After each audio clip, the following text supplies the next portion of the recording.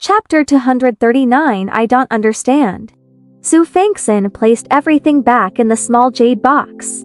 Even if they were all treasures, she was not that interested in them.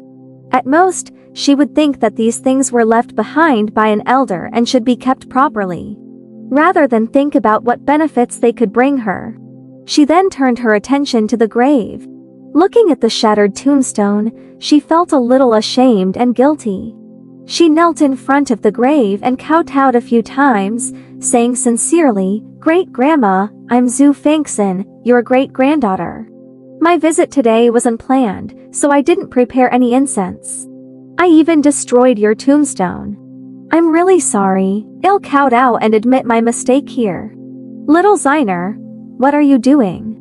Jiushang looked at Xue Fanxin kowtowing so seriously and found her cute. He waited for her to finish before speaking. Xue Fanxin said in a serious manner, "Of course, I'm apologizing to my great-grandma. We destroyed her tombstone.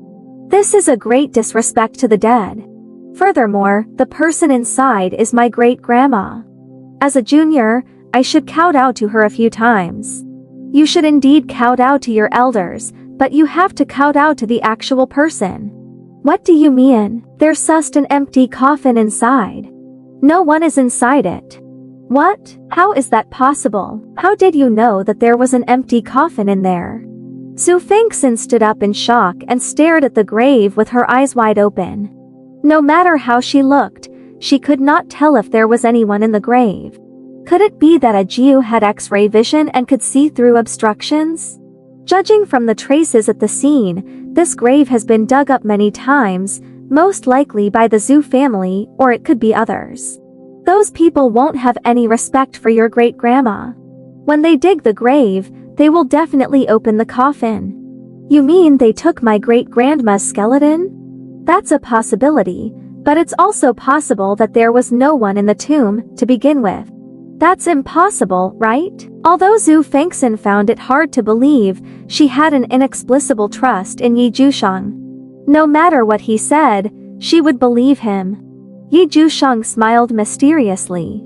Then, he grabbed a handful of soil from the tomb and placed it under his nose to smell it.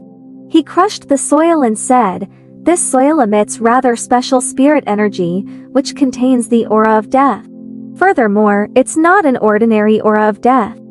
"Jiu, I don't understand." She wasn't just a little confused. She could not understand at all. To put it simply, the soil is tainted with the aura of death. The aura of death is condensed from the grievances of countless dead people. It can only be found in large-scale tombs and such places. "I still don't understand." In other words, there must be countless bones and vengeful spirits under this tomb. If your great-grandma was really buried here, her bones would either have been destroyed by those vengeful spirits or she herself would become one. How can a vengeful spirit tolerate others digging her grave repeatedly? From your great-grandma's tombstone, I can tell that the person who buried her must not be simple. Do you think that person will bury your great-grandma in a place where the vengeful spirits gather? He was now certain that Shui Chenru was not buried here. There must be an empty coffin in the tomb. However, there were too many mysteries in this matter. Only by digging the grave and opening the coffin could he know more. Xue Fanxin understood a little now. She started to be a little afraid. Looking at the grave in front of her, she felt her blood run cold. Didn't Jiu mean that there was something unclean nearby? Those fluttering things were terrifying. "Shuri, dig up the grave." Jiushang did not seek Xue Fanxin's permission. After observing Shui Chenru's grave many times, he gave an order to Shuri. He wanted to see what was hidden beneath the tomb.